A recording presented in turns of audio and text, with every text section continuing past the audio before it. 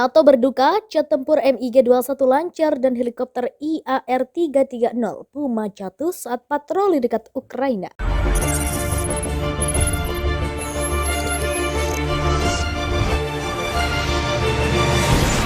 Saat Rusia melancarkan serangan habis-habisan ke Ukraina, negara blok NATO berduka kehilangan jet tempur dan helikopter. Jet tempur MiG-21 lancar dan helikopter IAR-330 Puma jatuh di Rumania Timur dekat Laut Hitam. Dua armada tempur NATO itu semula untuk memperkuat sayap timur. Ketika Rusia melakukan invasi ke Ukraina, helikopter IAR-330 Puma jatuh pada hari Rabu di daerah Gurodobrogai 11 km dari lapangan terbang, menewaskan 7 orang di dalamnya, kata Kementerian Pertahanan Rumania. Sementara jet tempur MiG-21 lancar yang melakukan misi patroli udara kehilangan kontak dan menghilang dari radar. Jet tempur itu ditemukan jatuh di dekat Kogelak, sebuah daerah tak berpenghuni di dekat Laut Hitam. Pilot berusia 31 tahun itu meninggal, kata Kementerian Pertahanan. Masih terlalu dini untuk membahas kemungkinan penyebabnya. Tentu saja ada kondisi cuaca yang tidak menguntungkan, tetapi kami tidak dapat berkomentar sekarang, kata juru bicara Jenderal Konstantin Spanu di televisi lokal pada Rabu. Pilot helikopter telah melaporkan kondisi cuaca buruk dan telah diperintahkan untuk kembali ke pangkalan, menurut kementerian yang dikutip Al Jazeera. Semua pesawat IAR-330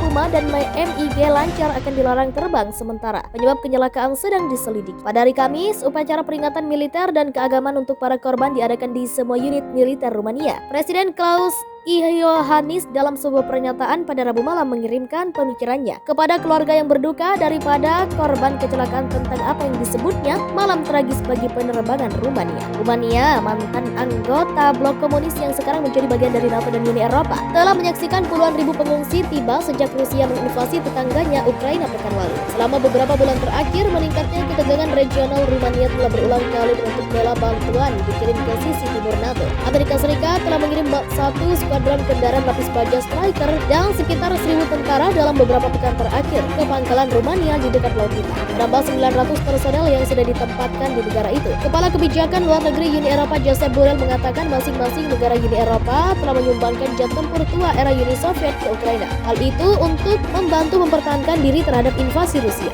Parlemen Ukraina mengatakan Bulgaria, Polandia, dan Slovakia telah setuju untuk memberikan lebih dari 70 MiG-29 dan Su-25. Seorang pejabat pemerintah Ukraina kepada Politico pada Selasa 1 Maret 2022 mengatakan pilot Ukraina sudah berada di Polandia untuk memulai proses mengambil alih 28 jet tempur MiG-29.